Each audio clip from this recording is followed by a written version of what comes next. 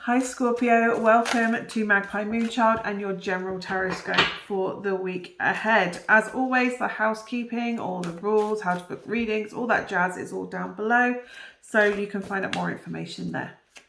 Anyway, let's get down to what your reading is, what your message is for the week ahead. What do we have for Scorpio? There's a bit of a cloudy, foggy feeling with you this week, Scorpio. Okay. Four of Wands. This is a week of celebrating, kicking back, having free, being free, possibly a trip somewhere. There could be a wedding celebration this weekend, or a birthday, or a milestone that requires or should be honored and celebrated. This doesn't necessarily have to be a life milestone in the sense of, like I say, an engagement, a wedding, a birthday, a promotion, whatever it is, it's about celebrating life and celebrating where we are in life right now. When we celebrate somebody's christening or naming ceremony, we are celebrating them being welcomed into the world and about them potentially entering a spiritual system or a family that is being built around them, a support network around them, recognizing and welcoming them into that support network. Whether they choose to stay in that network is entirely up to them, but this is about celebrating and welcoming them. When we celebrate our birthdays, we're celebrating how far we've come already. We're acknowledging that person's life and existence, and we are also celebrating and anticipating, welcoming them into the next cycle around the flaming ball in the sky, which we call the sun. So this is about recognizing milestones on our journey. It can even be mundane as, I say mundane, it could be a weight loss journey. It could be a piece of artwork that you're working on. You may have been feeling frustrated recently. You could have felt like something in your life has plateaued slightly, but this is about recognizing how far you've come already. I like to call it my midterm review card, because it's kind of looking at, yes, I've got quite a way to go, hopefully, through this journey. Because if this is like a birthday celebration, you're like, if you're my age, like 36, you still have a good like 60, 70 years to live yet. You're only a third of the way through the journey, 4/10 of the way through the journey. So it's about celebrating, what have I learned so far on my journey? Whether that's in life, whether that's in your career, whether that's in a relationship, whether that is a job, a creative project that you've got going. What have you done so far?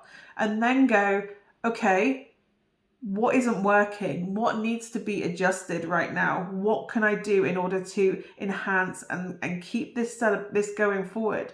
What do I need to know for the coming year ahead, the coming term ahead, for the rest of this project? What obstacles am I potentially going to have to prepare myself for?